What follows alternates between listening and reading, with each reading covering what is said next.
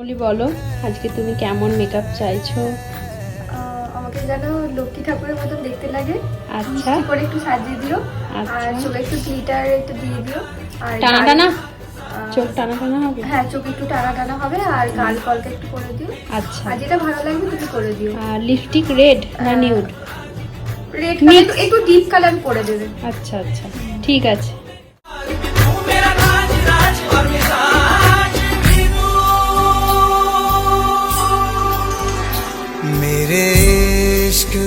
বলো মৌলি মেকআপটা কেমন লাগলো?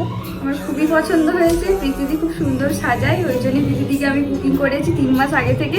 আমার সত্যি খুব পছন্দ হয়েছে, খুব ভালো লেগেছে। Thank you. शाम में एक